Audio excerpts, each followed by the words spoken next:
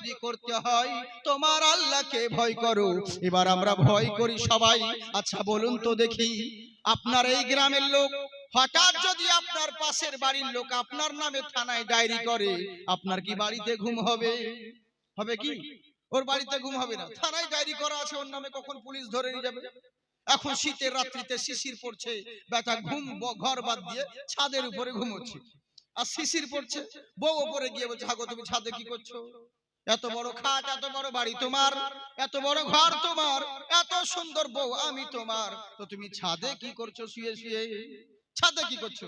তো ও বলছে তখন, দেখ তোর বাপের খাটে তো ঘুমা, আমাকে এখানে ভালো লাগছে। কিন্তু আসলে কি ভালো লাগছে? জানের বিগাড়ে শিশিরে ছাদে ঘুমোচ্ছে, বুঝলেন? এবার হলোটা কি, এখন রাত্রে বেলায় গ্রামে অনেক গাড়ি বেরিয়েছে।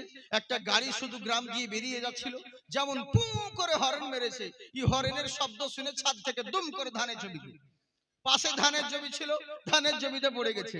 এবার করলো কি, যেমনই ধানের জমিতে পড়া শব্দ শুনে বউ উপরে উঠে গেছে। এটা দেখি, বউ এই লাউড স্পিকারটা, বউ যখন উপরে উঠে গেছে, এই দেখছে কি ব্যাপার রে। Hello hello hello hello. বউ যখন উপরে উঠে গেছে, হ্যালো হ্যালো, বউ যখন দেখছে উপরে উঠে গিয়েছে, বলছে হাগো তুমি ধানের জমিতে কি করছো? এত সুন্দর বাড়ি থাকতে, এত বড় গাড়ি থাকতে, খাট থাকতে, এত সুন্দর বউ আমি তোমার থাকতে ছাদে কি করছো তুমি? বলে তোর বাবার খাতে। ধানের জমিতে কি করছো? বলে তোর বাবার খাতে তো ঘুমা বহিন। এখন বিপদে পড়ে বউকে বহিন বলছে।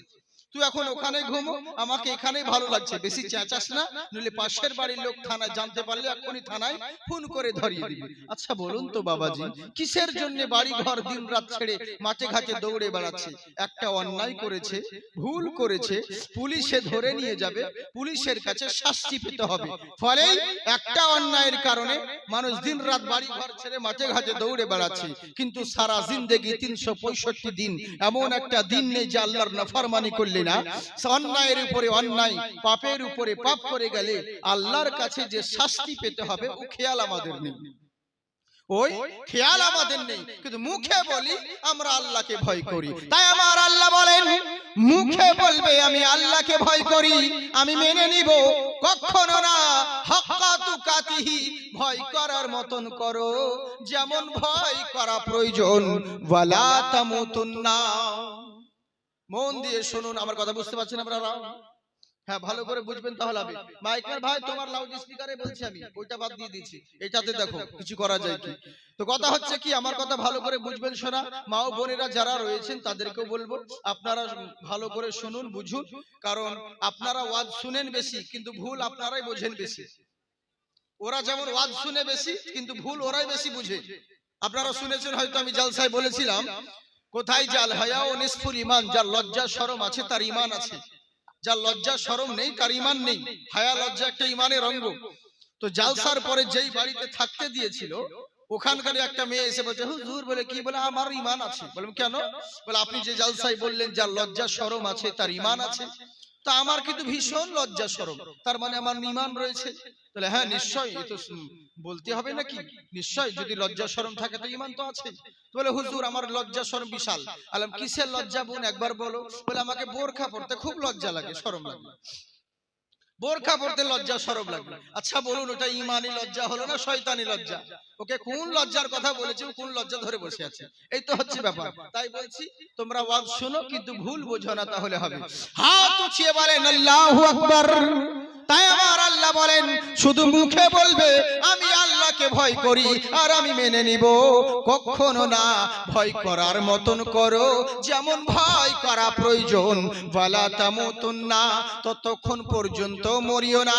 আল্লাহ কেন বললেন এই কথাটা জেনে রাখেন। পৃথিবীর বুকে যারা এসেছে তাদেরকে চলে যেতে হয়েছে। গত বছর জালসায় যারা ছিল, এই বছর দেখেন অনেকেই নেই। এখন আপনারা যারা রয়েছেন, আগামী বছর হতে হতে আপনারা যে থাকবেন এর কোনো গ্যারান্টি নেই। কোনো গ্যারান্টি নেই। তাই আমার আল্লাহ বলেন মরতে সকলকেই হবে। পৃথিবীর বুকে মৃত্যু থেকে কেউ রেহাই পায়নি। হযরতে দাউদ আলাইহিস সালাম আল্লাহ এত বুদ্ধি দিয়েছিলেন, আল্লাহর পয়গম্বর আল্লাহর বুদ্ধির জোরে উনি একটা বাসা তৈরি করেছিলেন, যেই বাসার মধ্যে একটা পিঁপড়ের প্রবেশ করার ক্ষমতা নেই। বাইরে গেলে তালা মেরে যেতেন, আবার ভেতরে প্রবেশ করলে তালা খুলে প্রবেশ করতেন। উনি সফরে গিয়েছে, ও একদিন হয়ে গেল। হঠাৎ করে একদিন বাইরে থেকে এসে যখন বাড়ি প্রবেশ করলেন, তালা খুলে যেমন বাসায় প্রবেশ করা, দেখছে ঘরের ভিতরে একজন আল্লাহর বান্দা শুয়ে আছে। বাসার ভিতরে একজন আল্লাহর বান্দা শুয়ে আছে। ইনি অবাক হয়ে গেলেন। আসসালামু আলাইকুম। ওয়া আলাইকুম সালাম। বানান তা তুমি কে? বলে বলেন তো হুজুর আমি কে হতে পারি? হযরতে দাউদ আলাইহিস সালাম চক্ষু বন্ধ করলেন। হাজার হলেও আল্লাহর নবী তো, আল্লাহর পয়গম্বর, আপনার আমার মতন তো সাধারণ মানুষ নয়, বুঝলেন? আল্লাহর পয়গম্বর চক্ষু বন্ধ করার পরে বলছে তোমায় আমি চিনে নিয়েছি। বলে কেমন করে, কি করে চিনলেন আপনি? বলে আমি তোমাকে চিনে নিয়েছি, আমি তোমাকে জেনে নিয়েছি একটা কারণে। বলে বলেন হুজুর আমি কে? বলে তুমি আর অন্য কেউ নয়, তুমি হলে সকলের রূহ কবজ করা ফেরেশতা, তোমার নাম হলো ইসরাইল আলাইহিস সালাম। সুবহানাল্লাহ, সুবহানাল্লাহ বলেন, মাশাআল্লাহ। একেই বলে মুহাব্বত। আল্লাহর ফেরেশতা তুমি হলে ইসরাইল আলাইহিস সালাম। বলে হুজুর আপনি জানলেন কেমন করে, চিনলেন কেমন করে? বলে এরই লেগেই চিনতে পারলাম, আমি এমন ভাবে আমার বাসা তৈরি করেছি যেখানে একটা পিঁপড়ের প্রবেশ করার ক্ষমতা নেই, একটা বাসায় একটা চুটি পিঁপড়ের ঢোকার ক্ষমতা নেই। তোমার মতন বান্দা আমার ঘরে শুয়ে আছে, তার মানে তুমি ইসরাইল ছাড়া অন্য কেউ হতে পারো না। আল্লাহ কোরআনে বলেন আইনামা তাকুনু ইউদরিকুমুল মাউত ওয়ালাউ কুনতুম ফি বুরুজিম মুশাইয়াদা। লোহার পিঞ্জরার ভিতরে যদি লুকায়িত থাকো, মৃত্যু থেকে কেউ রেহাই পাবে না। কুল ইন্নাল মাউতাল্লাযী তাফিরুনা মিনহু ফাইন্নাহু মুলাকিকুম। যেখানেই যাও না কেন, যেদিকেই থাকো না কেন, মালাকুল মাউত যখন তোমার চলে আসবে, এক সেকেন্ড আগেও হবে না, এক সেকেন্ড পরেও হবে না, নির্ধারিত সময় যখন হয়ে যাবে মালাকুল মাউতের সঙ্গে তোমার মোলাকাত হবে। আচ্ছা কেন হবে? এই দিন কি সকলের হবে? আল্লাহ বলছেন হ্যাঁ, ফালাউলা ইজা বালাগাতিল হুলকুম ওয়া আনতুম হিনা ইজিন তানজুরুন। জেনে রাখো আজ যত বড়ই মাস্তান হও না কেন, আর যত বড়ই পলওয়ান হও না কেন, একটা কথা মনে রাখবে, চিরদিন সবার সমান নয়। দুনিয়া থেকে যারাই এসেছে তাদেরকে চলে যেতে হয়েছে, চিরদিন মস্তানি সবার চলে না। তাই আল্লাহ বলেন কুল্লু নাফসিন যায়কাতুল মাউত। কেন জানো? পৃথিবীর বুকে থাকাকালীন বহু জিনিসের মজা গ্রহণ করেছো, বহু জিনিসের স্বাদ ভক্ষণ করেছো। একদিন তোমাকে মরণের স্বাদ চাখতে হবে। এই লেগে আল্লাহ বলেন মরতে সকলকেই হবে, মৃত্যু থেকে কেউ রেহাই পাবে না। তাই আল্লাহ আগেই সাবধান করছেন, ও আমার বান্দারে, মরতে যখন তোদের সকলকেই হবে, ওয়ালা তামুতুন্না, ততক্ষণ পর্যন্ত মরবে না। কতক্ষণ? ইল্লা ওয়া আনতুম মুসলিমুন, যতক্ষণ পর্যন্ত পূর্ণ মুসলমান না হবে। কি বললে? যতক্ষণ পর্যন্ত পূর্ণ মুসলমান না হবে ততক্ষণ পর্যন্ত মরবে না। আচ্ছা বলুন তো দেখি, যদি আমার কথা বুঝে থাকেন তাহলে বলুন, মুসলমান কখন হতে বললেন আল্লাহ? মরার আগে না পরে? মরার আগে। আর আমরা কখন মুসলমান হই? মরার পরে। হ্যাঁ, মরার পরে হয় না? কতজনকে দেখলাম হ্যাঁ মরার আগে মুসলমান আল্লাহ হতে বললেন, আর আমরা মরার পরে মুসলমান হই। হ্যাঁ, সারা জিন্দেগি আল্লাহর নাফরমানি করে গেলাম, হ্যাঁ, কোনো কাজ করলাম না।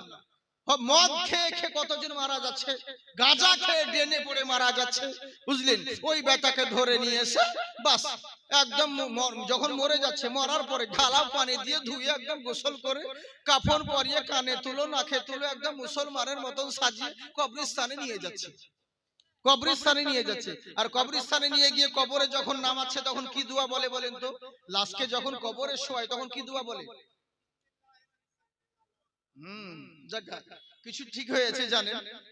কিন্তু আর আপনারা জানেন না, লাই অজানবেন কি এত সহজ দোয়া, তাও যদি না জানেন তাহলে আর কি করে হবে। খুবই সহজ দোয়া। আমাদের ছোট নদী চলে বাঁকে বাঁকে, বৈশাখ মাসে তার হাঁটু জল থাকে। এই দোয়া বলেই দেয় মনে হয় নাকি। আস্তাগফিরুল্লাহ। বিসমিল্লাহি আলা মিল্লাতি রাসূলিল্লাহ, এর মানে হলো এটাই, আল্লাহর নামে রাসূলের দলে উঠিয়ে দিলাম, আল্লাহর নামে রসুলের দলে উঠিয়ে দিলাম। এর মানে হলো এটাই। আচ্ছা বিচার করে বলুন, যাকে দাফন করলেন বেটা যখন ছোট ছিল তখন এদিক সেদিক করে সময় কাটিয়ে দিল, একটু যখন বড় হলো স্কুল ক্লাস বন্ধু বান্ধব মদ বিড়ি গাঁজা ক্লাটা এদিক সেদিক করে সময় কাটিয়ে দিল। এখন তো সময় কাটার জিনিস এসেছে মোবাইল, মোবাইলেই সময় করে পাস করে দিল। ওর মনেই নাই যে আল্লাহ কিসের লেগে পাঠিয়েছে, কেনই বা দুনিয়া এসেছি, কিসের জন্য এসেছি, ও খেয়াল তার নেই। ভেবেছে কি যে দুনিয়াতে আমরা রঙ্গমস্ত করতে এসেছি, এই বলে সময় কাটিয়ে দিল। আল্লাহ রসুলের কাজে লাগবে এরকম কোন কাজ করলো না, আল্লাহ রসুল খুশি হবে এরকম কোন কাজ করার টাইম পেল না। যখন একটু জওয়ানি চলে এলো, হয় বাবা মাকে বিয়ে দিল, নইলে কাউরি মেয়েকে নিয়ে ভেগে পালালো, তারপরে তো সংসার নিয়ে ব্যস্ত হয়ে গেল, বাচ্চা কাচ্চা এদিক সেদিক করে।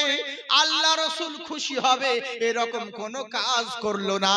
এবার যখন বয়স হয়ে গেল, কেউ সময় পেল কেউ পেল না, আর যারা সময় পেয়েছে এক্সপায়ার মাল, ডেট শেষ হয়ে গেছে, তখন মসজিদ ধরেছে নামাজ পড়তে। মুখ দিয়ে তো আল্লাহু আকবার বের হয় না, আল্লাহু আকবার বলছে। ডেট শেষ, এক্সপায়ার মাল, তখন মসজিদ ধরেছে। এখন কোনো কাজ নাই তো কি করবে, উপায় নাই, বাড়িতে তখন দেখতে পারবে না। বুঝেছেন তো? ইমামে হুসাইনকে কারবালার সরজমিনে যারা শহীদ করেছিল, তখন পরে লাস্টে বেলায় মোহাম্মদ বিন হানফিয়া যখন তাদেরকে ধরে, তো অমুক জন কে কে ছিল রে, বলে দেখো অমুক জন একজন ছিল ইয়াজিদের দলের লোক। বলে কোথায়? বলে ওই দেখো মক্কাতে হজ করতে গেছে। এবার ওকে দেখছে কোথায়, দেখে দেখে দেখে দেখে একজন, হ্যাঁ বিশাল বড় দাড়ি রেখে পাঞ্জাব টুপি পরে একদম জুব্বা পরে তসবিহ করতে করতে চলে আসছে। তোকে সামনে দেখা, ওই তোর নাম আমুক না? বলছে হ্যাঁ। বলে তুই কারবালায় ছিলিস না? বলে ইবনে জিয়াদের লোক ছিলি না তুই? বলে হ্যাঁ। বলে কেন?